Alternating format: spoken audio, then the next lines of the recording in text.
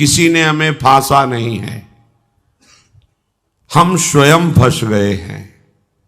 बंधेउ कीर मरकट की नाई, हमने स्वयं सुख भोग की लालसा से अपने को फंसा लिया।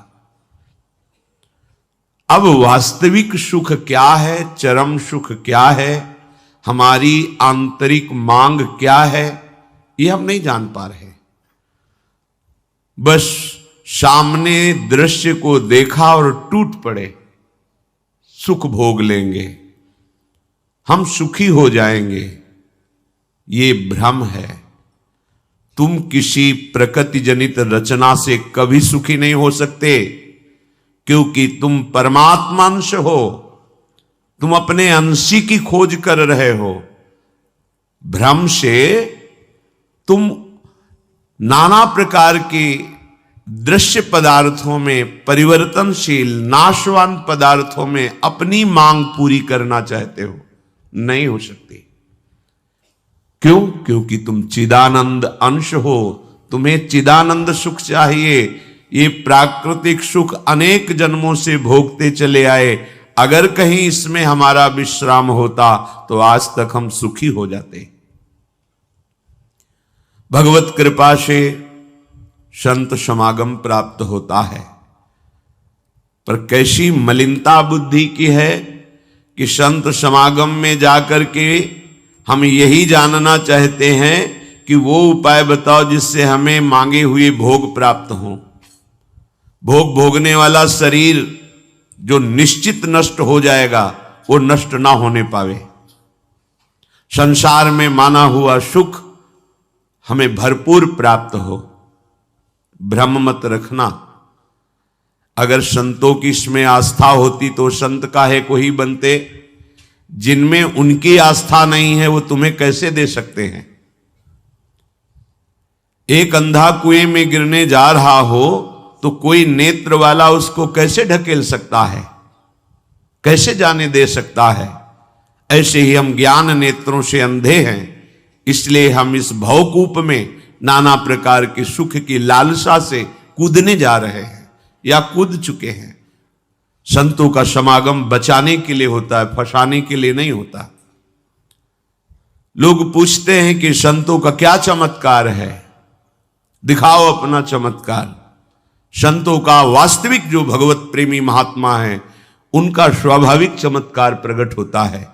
उनके दर्शन से, उनके संभाषण से, उनके सानिध्य से विकारों का नाश और भगवत चरणारविंद की प्रीति, विषयी मन का निर्मल हो जाना, भोगों की तरफ आकर्षित चित्त वृत्ति का भगवदाकार हो जाना, ये संतों का चमत्कार है।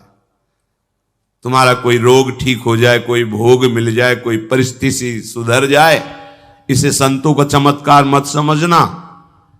ये प्रारब्ध भोग सुख और दुख, पुण्य और पाप से प्रकट होते हैं, इसमें किसी का प्रभाव काम नहीं करेगा। अगर ऐसा होता तो संतों के शरीर में कभी कष्ट ही ना होता। भ्रम में मत फंसो, भ्रम में मत फंसो कि कोई संत तुम्हारे शरीर को अजर अमर बना देगा, तुम्हें भोगों की बाहुल्यता मिल जाएगी। व्यर्थ में भाग दौड़ बंद करो। हां, वास्तविक तुम यदि महासुख को चाहते हो और मृत्यु के भय से बचना चाहते हो तो एकमात्र रास्ता है प्रभु श्री हरि के चरणों का आश्रय ले लो। हरि स्मृति सर्व विपद विमोक्षणम। भगवान का भजन, भगवान की स्मृति निश्चित तुम्हें समस्त दुखों से बचा लेगी। भगवान की शरणागति, समुझ जे आए शरण ते डरत ना काल डर। मृत्यु क्या चीज है? पर प्रभु के नाम जपने में रुचि नहीं, प्रभु की चरण दासता में भावना नहीं, तो तुम सोचते हो कुछ चंद रुपए और कुछ फल पुष्प आदि दे करके हम रोग रहित तो हो जाएं, शोक रहित तो हो जाएं। भूल मत करना। अगर शोक रहित होना है, रोग रहित होना है, तो एकमात्र उपाय है कृष्णाय वासुदेवाय हरे परमात्मने प्रणत क्लेश नाशाय गोविंदाय नमो नमः। गोविंद को नमस्कार करो। और जिह्वा से पुकारो कृष्ण कृष्ण गोविंद गोविंद, राधा राधा राधा, निश्चित जन्म जन्म के अशुभ नष्ट हो जाएंगे। आप स्वयं परम सुखी हो जाएंगे, शरीर राग नष्ट हो जाएगा, ऐसा अद्भुत सुख मिलेगा, कृतकृत्य हो जाओगे। पर अब इस मार्ग में चलने के लिए जब कदम रखोगे तो असत वृत्तियों का त्याग करना होगा। यही सब फेल हो जाते हैं। वो ऐसा शॉर्टकट ढूंढते हैं कि कुछ हम कमाए हुए पापाचरण से चंद रुपए आपको दे दें, आप हमें संभाल लेना, भूल मत करना। कभी ऐसा नहीं हो सकता। नाली के पानी से हाथ धोने से कभी हाथ पवित्र और निर्मल नहीं होते। ऐसे मलिन आचरण करके कमाए हुए धन से कभी तुम्हें पवित्रता प्राप्त नहीं हो सकती। ये सब नाटकबाजी मन की है। वहां चलो तुम्हारा सुधर जाएगा, कुछ नहीं सुधरेगा जब तक तुम सुधारना नहीं चाहोगे। तुम सुधारो अपने आप को। किसी का आशीर्वाद कोई काम नहीं करेगा जब तक तुम अपने आचरण नहीं सुधारोगे। तुम खाओ मांस, पियो मदिरा, करो व्यभिचार, नाना प्रकार की हिंसात्मक वृत्ति, तुम्हें भगवान भी नहीं माफ करेंगे, चाहे जहां भाग के चले जाओ। अधर्मा आचरण करने वाले को भगवान कहते हैं मैं साक्षात काल रूप से दंड देता हूं। शरणागत होकर नियम के अनुसार चलोगे तो भगवान तुम्हें दुलार करेंगे मां की तरह। यह सिद्धांत है। नाटकबाजी में फंसो तो फंसो, सिद्धांत से चलोगे तो कभी धोखा नहीं खाओगे, आनंद में मगन रहोगे। पर सिद्धांत में चलने के लिए असत त्याग करना होता है, इसीलिए सब फेल हो जाते हैं। कोई बिरला गुरु कृपा पात्र ही कदम आगे बढ़ाता है। ये भीड़ भागम दौड़ केवल वासनाओं की पूर्ति के लिए तो भ्रम में मत रहना। किसी का आशीर्वाद, किसी की कृपा तुम्हें वासनाओं से नहीं बचा सकती। एकमात्र उपासना ही वासना से बचा सकती है। और उपासना तुम करने के लिए जब तैयार होगे तो ये गंदी बातें, गंदे आचरण ये आपको त्यागना होगा। बस यही तुम्हारी गाड़ी फेल हो जाती है। ये हम नहीं त्याग सकते तो फिर तुम्हें कोई बचा भी नहीं सकता। लिख लो, अपने दिमाग में लिख लो। अगर बचना है तो एकमात्र मामे ए प्रपद्यन्ते माया में ताम तरंते। जितना भी समझाओ ये पागलपन छोड़ते ही नहीं। बस कोई जंतु ऐसा हो, कोई भस्म ऐसी हो, बस उन नाटक में रिझना चाहते हैं। अरे प्यारे, यदि वो तुम्हें सुखी कर सकता है तो वो खुद क्यों सुखी नहीं हो जाता? तुम नहीं सोच पा रहे हो? पागल हो तुम? यदि वो तुम्हें रोग रहित कर सकता है तो खुद क्यों नहीं रोग रहित हो जाता? यदि वो तुम्हारे को चमत्कार दिखा सकता है तो अपने को चमत्कार दिखाकर प्रभु का साक्षात्कार क्यों नहीं कर लेता? पागल बन रहे हो। सिद्धांत को समझो। तब लगी कुशल न जीव कहूं, सपने हूं मन विश्राम, जब लग भजत न राम कहूं, शोक धाम तज काम। जब तक शोकों का खजाना एक कामनाएं, इन कामनाओं को प्रभु के चरणों में समर्पित करके भजन नहीं करोगे, स्वप्न में भी सुख नहीं मिलेगा। जागृत की बात जाने दो। जो चाहत है नित्य सुख, अरु मन को विश्राम, यही सब चाहते हैं। दुख का मुंह न देखना पड़े, मन हमारा प्रसन्न रहे, शांत रहे, कोई कामना हमें जलाए ना। हां, है मार्ग। हित ध्रुव हित सो भजत रहो, पल पल श्यामा श्याम श्यामा श्याम श्यामा श्याम। अब ये करना नहीं, तुम्हें भजन करना नहीं, पवित्रता से रहना नहीं, आचरण सुधारने नहीं, मनमानी आचरण करना है तो भगवान तुम्हारे हृदय में भी बैठे, कुछ नहीं कर पा रहे। देख लो ना, सबके हृदय अछत विकारी, सकल जीव जग दीन दुखारी। सबके हृदय में अखंड आनंद परमात्मा विराजमान है, लेकिन सब दुखी हैं, सब क्लेशित हैं, अशांत हैं। क्यों? तहां बेदस कारण राखा, भजन प्रभाव संत श्रुति भाखा। भजन नहीं कर रहे हो इसलिए।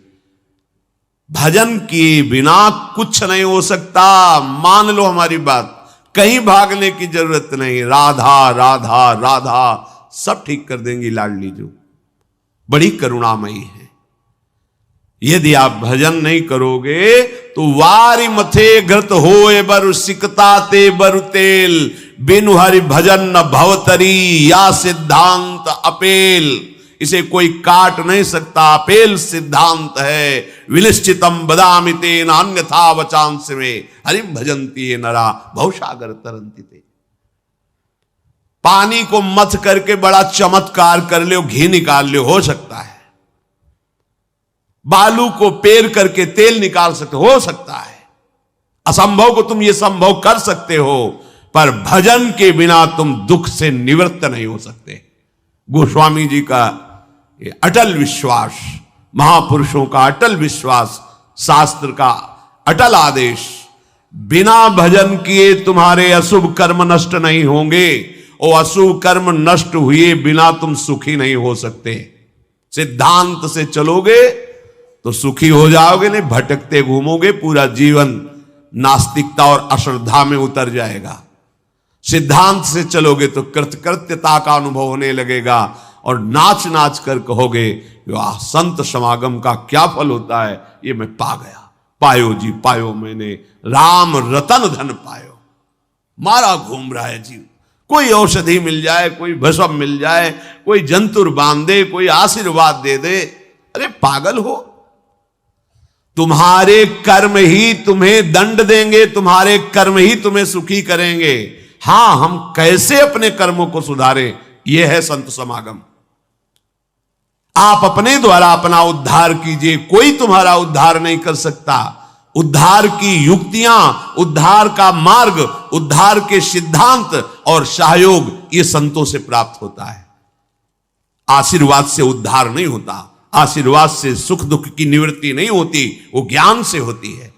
उसके लिए आपको भजन करना पड़ेगा, सत्य आचरण में चलना होगा, दुख को सहना होगा, सुख को दबाना होगा, उसमें अभिमान करके फूलना नहीं होगा, तब आप उस महासुख में पहुंचोगे जिसे चरम अवस्था का सुख कहते हैं। संत समागम दुर्लभ इसी बात के लिए है। इसका मतलब ये नहीं छूछा करके तुम्हारे दुखों का नाश हो जाएगा। भाग लो, पूरे ब्रह्मांड में जाओ, अगर कहीं सुखी हो जाना तो बताना हमें आके। समझना ही नहीं चाहते। भगवान कृपा करके बोल रहे हैं, औरों की तो बात क्या है, अब समझ लो।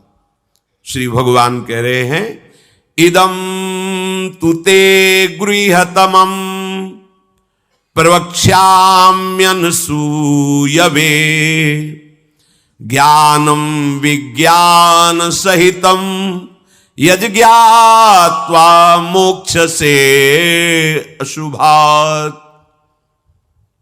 हे अर्जुन, ये मैं तुम्हें बहुत गुह्य बात कह रहा हूं।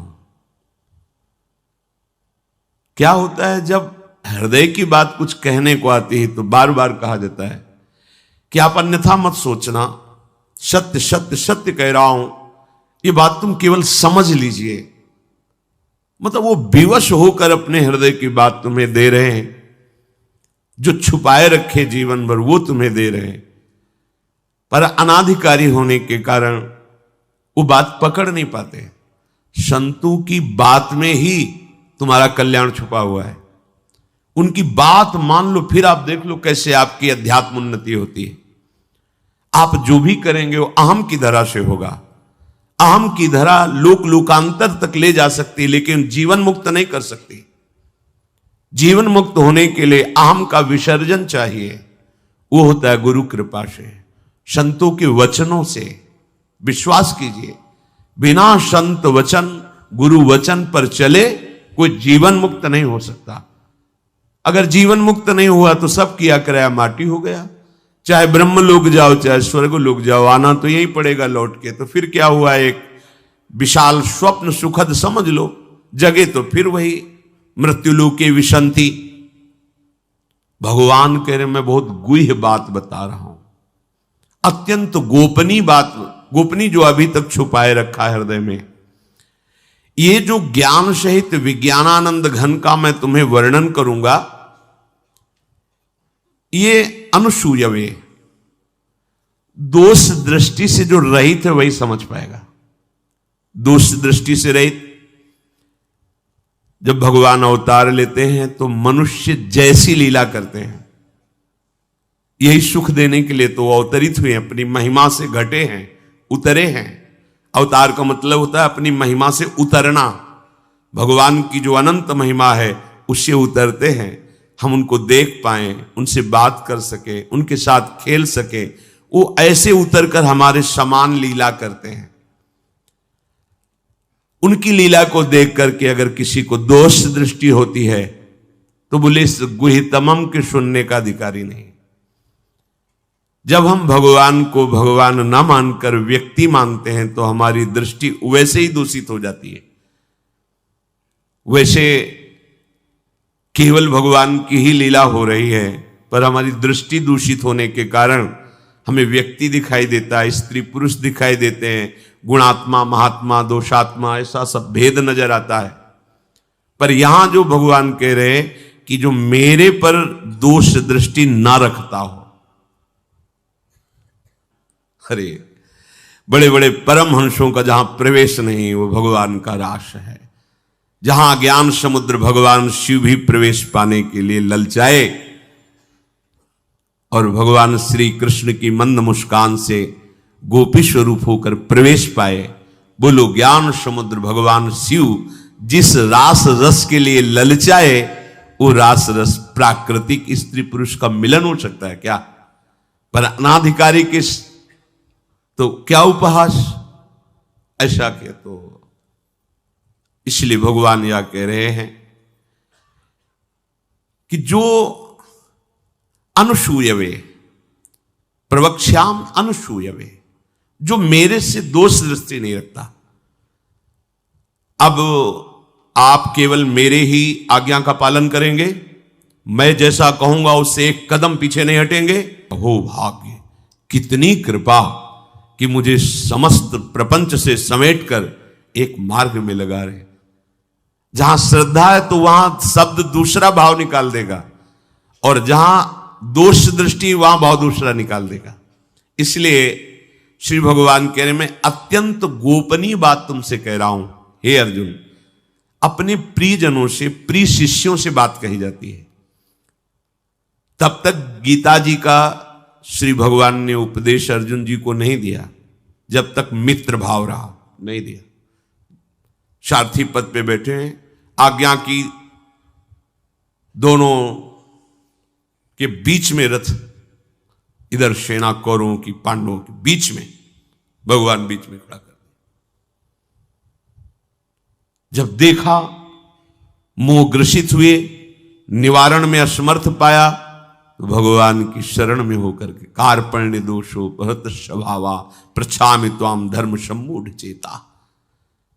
हे प्रभु, अब मेरे में सामर्थ्य नहीं रहेगी कि मैं निर्णय कर सकूं कि मेरे लिए श्रेय क्या है, परम कल्याण क्या है, ये आप जानते हैं। प्रभु कुछ नहीं बोले, तो बोले शिष्यस्तेहम साधिमाम त्वाम प्रपन्नम, मैं आपका शिष्यत्व स्वीकार करता हूं। हे जगत गुरु श्री कृष्ण उतरे साष्टांग दंडवत हुए और कहा, मैं आपका शिष्य हूं, और ऐसा शिष्य हूं जो पूरा समर्पण किए, प्रपन्नम, मन वचन कर्म से आपको समर्पित हूं। तब गीता जी का प्रादुर्भाव भगवान के श्रीमुख से हुआ। जो प्रिय जन होते हैं, समर्पित जन होते हैं, उनको हृदय की बात बताई जाती है, क्योंकि वो उसमें दोष दृष्टि नहीं करेंगे। अगर प्रियता और समर्पण नहीं है, तो देखो ना, कह रहे मेरे को प्रणाम करो, मेरे को ही पूजा दो, मेरी आज्ञा में रहो, मेरे मन वाले बनो। हे अर्जुन, तुम उस परमात्मा को ऐसा समझो कि उस सारे जगत को जैसे बर्फ में जल ही जल है ऐसे व्याप्त करके विराजमान उस परमात्मा को, उसी के आगे ये बोल रहे हैं। देखो, अब हम गुह्यतम बात कर रहे हैं, उस परमात्मा को नहीं, मुझ श्री कृष्ण को। मेरे में मन लगा, मेरे को प्रणाम कर, मेरे को नमस्कार। ये महापुरुष जन रास्ता देते हैं। अब तुम्हारी कहां श्रद्धा टिकती, वो ये देखते हैं तुम्हारे लिए कोई आश्रय है, अभी तुम्हारी खोज अभी पूर्ण हुई कि अभी खोज बकाया है, खोज हो तो खोज लो, नहीं तो वहीं पकड़ के बैठ जाए कि अब बने तो रघुबर ते बने, बिगड़े तो भरपूर। अब बनेगी तो आपसे बनेगी, बिगड़ेगी तो आपसे बिगड़ेगी, अब हमारा कोई आश्रय नहीं। यह अत्यंत गोपनीय बात हर एक के सामने नहीं कही जा सकती, क्योंकि इसमें भगवान अपनी खुद बात महिमा का वर्णन कर रहे हैं। अब जैसे कोई बहुत हार थक के अब क्या करें, तो अब मान लो बात हमारी आंखों के सामने रहो, जो जूठन मिले खाओ, जैसा कहें वैसे करो। अगर अध्यात्म की भूमिका न जागृत हो जाए तो कहना। गुरुजनों की बात किसी से प्रमाणित करने की आवश्यकता नहीं होती। आपको गुरुजी ने क्या कहा, क्यों, आप कौन हो, हमारे बाबा गुरु हो क्या कि हम आपको बताएं? हमारी और हमारे गुरुजी की बात हो गई, तुमको क्यों बताएं क्या गुरुजी ने कहा? तुम हमारे निर्णायक हो क्या? चलो दोबारा नहीं मिलेगा।